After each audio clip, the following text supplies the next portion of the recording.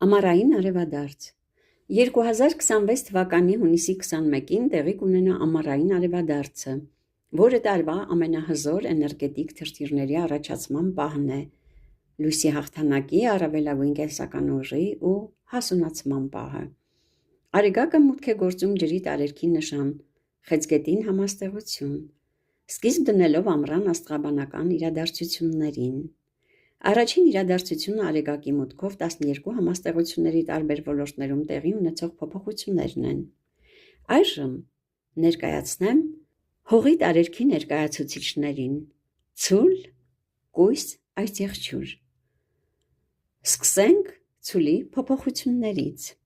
Փոփոխություններ են կատարվում ցուլի երրորդ ոլորտում՝ շփում և տեղեկատվություն։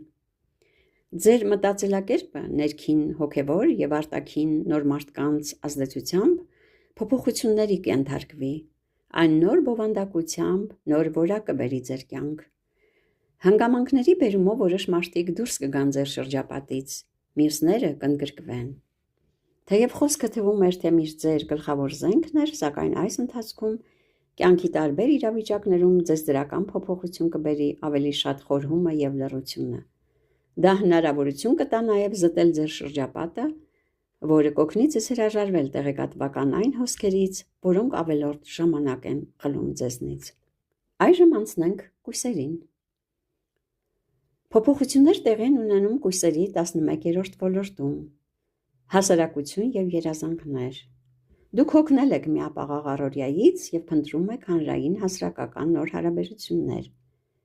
Այս որոնումը համընկնում է ամառային արևադարձի հետ։ Հին ընկերախումբը, գործընկերներ, մտերիմ մարդիկ, համախոհներ այլևս չեն արդարացնում ձեր հույսերը ձեր երազանքներին հասնելու ճանապարհին։ Նրանց կարճացությունը ձեզ ավելի հոգնեցնում է, քան նպաստում ձեր կյանքի բարելավմանը կամ առաջխաղացմանը։ Դուք նոր համախոհների շրջանակներում ավելի շատ արձագանքներ կգտնեք, կիսվելով ձեր գաղափարներով։ Սա ձեր երազանքները հստակ ծրագրերի վերածելու և այն նոր թիմով կյանքի կոչելու պահն է։